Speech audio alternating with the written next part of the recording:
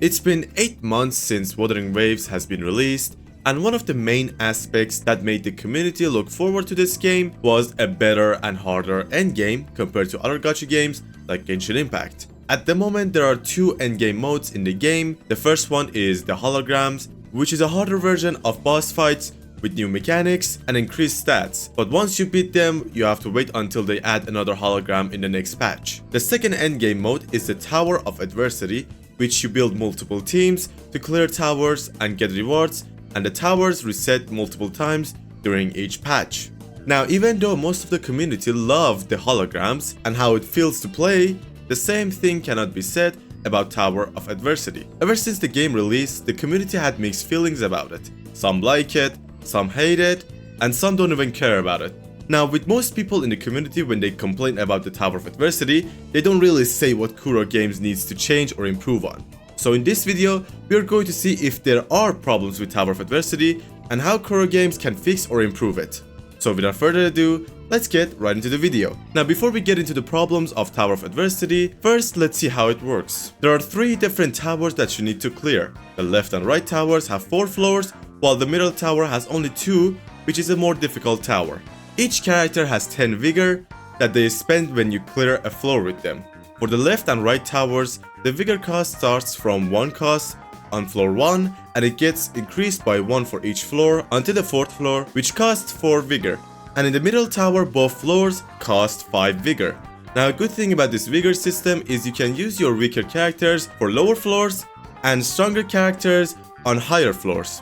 And if you play it correctly, you can theoretically complete all the towers with 2 strong teams and 1 or 2 weaker teams, which is better than building 3 strong teams at the same time. And also, you can change your character's gear on any of the floors and whenever you want to, which helps a lot since you can use your best weapons and echoes on multiple characters. You also get buffs in each tower, which it changes each time the tower resets. But the buffs are usually for the characters that are on the banner at the moment. Now, the tower buffs are always about either 2 things, at least for now.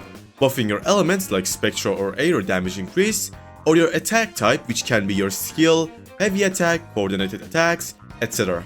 Now, the left and right towers has always been the same, which the first buff is to an element and the second buff is to a specific attack. So for example, since Carlotta has been released, one of the tower buffs are glacial damage bonus, and the other buff is skill damage bonus. With these buffs, even if you don't have Carlotta, you can use other characters that are either glacial or deal damage with their skill, so you're not forced to use only Carlotta. At least that's what it's supposed to be, but since there is still not a lot of characters in the game, some buffs are really just good for one character only.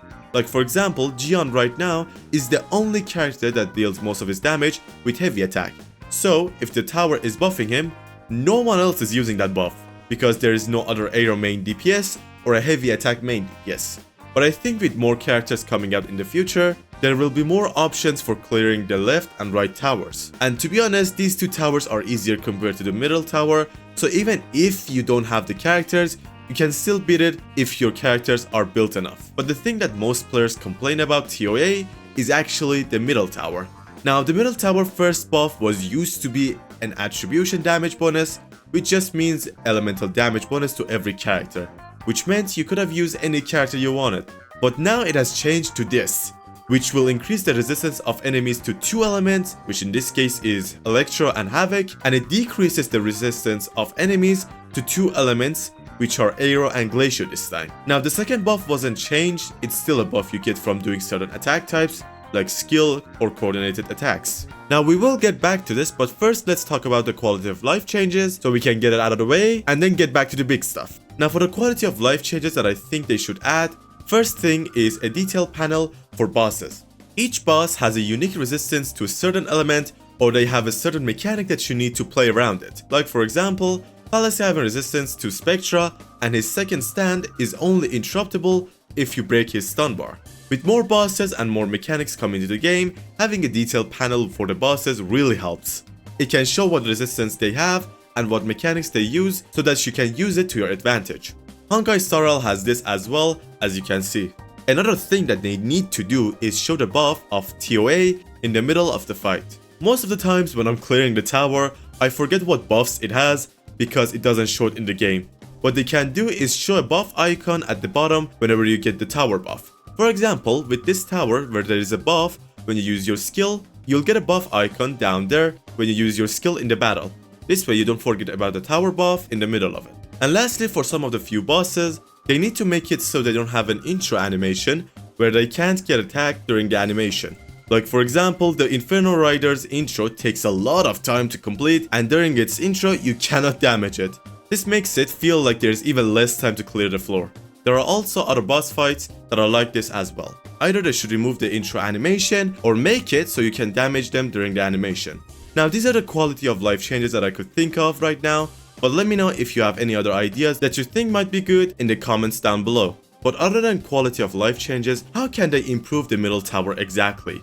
Well, let's start with the buff. I'm just going to come out and say it. This new buff is ass. Not only they are buffing only 2 elements, which is already limiting your teams, but they are debuffing 2 elements as well. Now some people are going to come out and say that the debuff elements are the boss's elements, so you wouldn't even use them. And the best way I can explain how this is actually wrong is with my own account. I actually have 2 accounts for Wuwa, and in one of my accounts, my best main DPSs are Zhang Liao and Camellia. Now the debuff elements for the middle tower is Havoc and Electro this time, so these 2 characters are nerfed significantly. Now, if this debuff wasn't there, I could have used Zhang Liao for the Havoc boss and Camellia for the Electro boss, but now it's much harder for no reason. And yes, you could still beat it with these characters, but you need a lot of luck with your echoes and a good weapon, which most of them are 5 stars. So what they should do instead is make it a buff that any characters can use, like for example the attribute damage bonus that we had. And if they want to keep the debuff for the elements, it should be only on the elements of that floor boss. So for this tower, the first floor will have resistance to Havoc, while the second floor is resistant to Electro. With this, you can use most teams, while at the same time, you need to pay attention to what you're fighting and not just clearing everything with stats alone. Unless you have sequence notes, I guess. But the second buff is still okay. It would be really good though if they added more variety to the buffs so that it'll make you engage with the combat system. Like buffs you get from dodging, parrying, or even specific buffs from bosses themselves. Like if you break the fallacy vibration strength while he's going to the second phase, you will deal more damage for a period of time.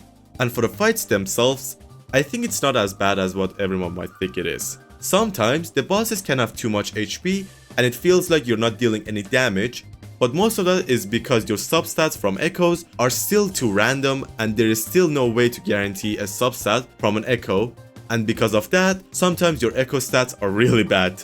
Also, some of free-to-play weapons for some categories are really bad, which it will get fixed as we are getting more weapons in each patch, at least I hope so.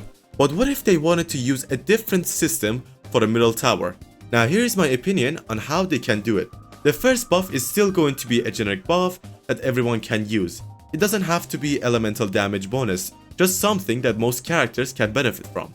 But the second buff will be to characters instead of it being a buff to a specific attack type, and it can be a buff to their crit rate, crit damage, energy regen, etc. It can be anything. For example, they can buff Carlotta, Jian, Morphe, Yelin, and even more characters for this tower, since this tower buffs mostly the coordinated attack teams. And they can throw some weaker characters as well, like Yuan Wu, and give them more buffs so you can use these characters in the tower as well if you want to. Like almost all of us has chosen Kuro as one of our 5 stars, but right now he is just a lesser version of Zhang Liao. But with this system, he can get more powerful with the buffs and you can use him again in the tower.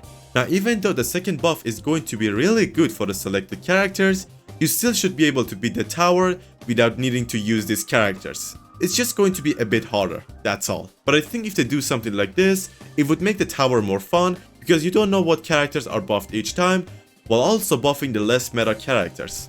Now this is my personal opinion, but if they add this system to the middle tower, or even one of the right or left towers, I think it would do pretty well. But what do you think? Let me know if you agree or disagree with the things I said in the video, and you can share your ideas as well. I'm excited to see what other people feel about the tower as well, and how they think Kuro can improve it. But that is it for this video. Thank you all so much for watching the video till now, hope you enjoyed it, and I'll be back for another video. Bye bye!